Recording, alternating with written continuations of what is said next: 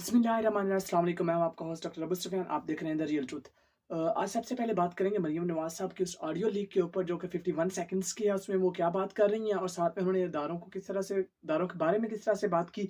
और साथ में मैं थोड़ा सा आपको जो है ना वो बताऊंगा आज जो नजम सेठी साहब जिन्होंने आप कॉलम लिखा है और हमेशा से वो किस तरह का कॉलम लिखते हैं और कितना वो पाकिस्तान गवर्नमेंट के खिलाफ या फिर मोस्ट ऑफ टाइम पाकिस्तानी रियासती इदारों के खिलाफ किस तरह से वो बोलते हैं। और थोड़ी-सी ही मैं बात करूँगा साथ में आज जो कि आसमा शिराज़ी साहब जो कि फ़ौत हो चुकी हैं, उनकी बेटी ने एक तकरीब मुनक्कद की और जिस तरह से उन्होंने अदारों को कोसा, जिस तरह से काज़ी फ़ाइज़ ईसा अहमद साहब उसमें बैठे रहे, साथ में उनकी वाइफ़ जो है वो भी उस उधर बैठी रहीं। तो इस सारे मौज़ू पे आज मैं थोड़ा-सी बात करके तो फिर आगे इंटरनेशनल इश्यूज़ पे निकलूँगा। सबसे पहले तो मरियम साहब की जो 51 सेकंड्स की जो ऑडियो है वो जारी हुई है।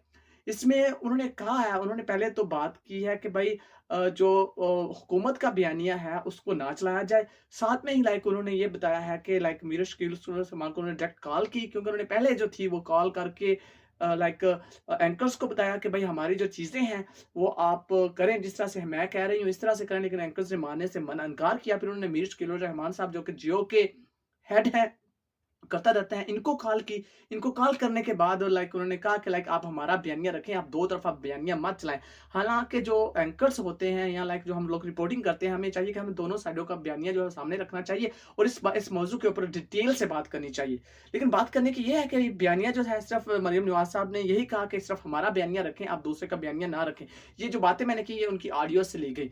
अब बात मैंने जैसे कि आपको पहले बताया कि नजम सेठी साहब ने कॉलम लिखा है। नजम सेठी साहब हमेशा से जो भी कॉलम लिखते हैं, ये हमेशा रियासती इदारों और रियासत के खिलाफ लिखते हैं। इन्होंने इस कॉलम में ये लिखा है कि नवाज शरीफ अब जो है जो हमारी एस्टेब्लिशमेंट है, यानी कि जिनका डायरेक्ट जो निशाना था वो फौज पाकिस्तान है, कि वो अब जो है वो गवर्नमेंट के साथ खड़ी हुई हैं। ये इनका कोई पता नहीं है कल को ये और किसी और के साथ खड़ी होंगी। और ऐसा है कि ये हमेशा सिर्फ अपना मफाद देखते हैं, ये नहीं चाहते कि जो चीज़ें डेवलप की जाए।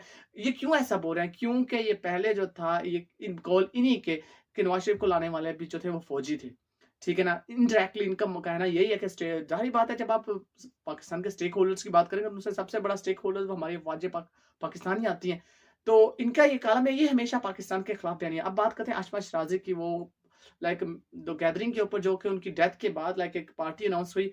मैं तो इसको पार्टी ही कहूँगा, क्योंकि अगर आपने नवाफ़िल पढ़ने होते या कुरान ख़वानी करनी होती तो आप इस तरह से इदारों के खिलाफ लोगों को इकट्ठा ना करती और ना उधर बोलते। वहाँ पे हामिद मीर साहब ने तकरीर की जो कि बिल्कुल इदारों के खिलाफ की, ठीक है? साथ में ही उन्होंने खुद तकरीर की, उनकी बेटी ने वो भी टोटली इदारों के खिलाफ की। बाकी जी इधर-उधर पाकिस्तान की पॉलिटिक्स थी जो पिछले 1 वीक में चल रही थी। अब बात करते हैं इंटरनेशनली। इंटरनेशनली सबसे पहले बात करेंगे इंडिया की, हमारे हमसाया मुल्क भारत की। जहाँ पे ऐसे है कि एक मित्रा जो के साथ में ये टिकर चल रहा है कि इस जगह पे एक मूर्ति नस्ब करनी थी हिंदुओं ने, तो उनकी जो है सुप्रीम कोर्ट है उसने रोक दिया। उन्होंने कहा कि यहाँ पे आप मूर्ति नस्ब नहीं करेंगे और ये अच्छी बात है। और साथ में जो फारूकी साहब हैं इनको जो है शो करने से रोक दिया। राहुल गांधी ने इनके बारे में कहा please keep it up.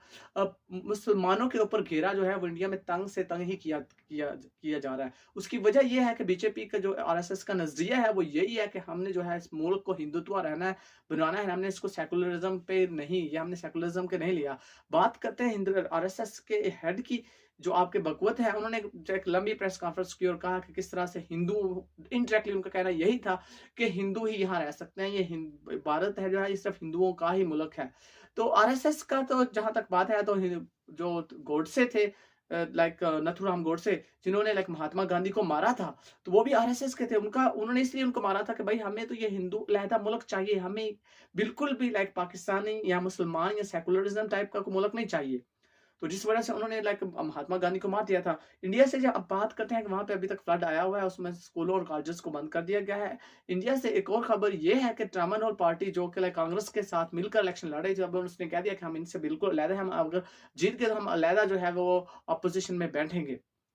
India से कुछ और भी खबरें आ रही हैं, जैसा कि पैक्सस सॉफ्टवेयर जो कि एनएसओ की रिपोर्ट थी। एनएसओ एक अदारा है जो कि इसराइल का डाटा जो चोरी करता है, जो लोगों के मोबाइल की सर्विलेंस करता है, उसके बारे में इंडिया में केस पेंडिंग था, उसका तकरीबन इनके खिलाफ ही आ जाना है, क्योंकि वो अमेरिका में भी बैन है, तो अब इंडिया ही जो है अमेरिका का बहुत बड़ा एलाई है, इसमें भी इन्होंने बैन कर देना है। अभी एक रिपोर्ट आपके साथ चल रही है जो कि इंटरनेशनली लोग जो है वो पैसे देके जो पाकिस्तान में एक वर्ड मशहूर है डैंकी लगा के जाते हैं, ये तकरीबन 6000 से 7000 यूरो देते हैं और लेकिन इनको बॉर्डर पार करवा दिया जाता है। इन लोगों को ठीक है कुछ को अगवा करके तो गलत जगह पे यूज किया जाता है, जिसको हम ह्यूमन ट्रैफिकिंग बोलते हैं।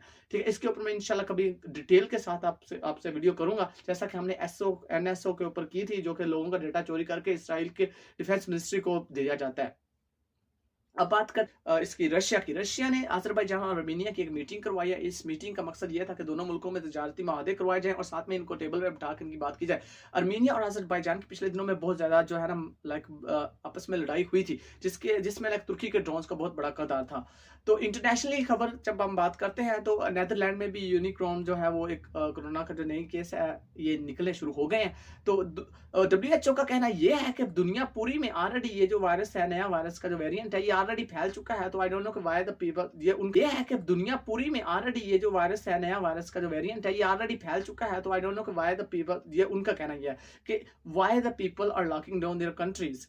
तो चाइना के बारे में एक एनडीटीवी ने रिपोर्ट ये दी है कि चाइना जो है ये एक नई पॉलिसी लेके आ रहा है कि लोगों को जो है अमेरिका की टाइप की एक पॉलिसी आएगी, जिसमें लोगों को ये अंदर लाएगा। बकौल उनके अगर ये पॉलिसी ये लोग लेके आए तो इसमें तकरीबन 6,53,000 से ज्यादा वन डे केसेस निकलेंगे।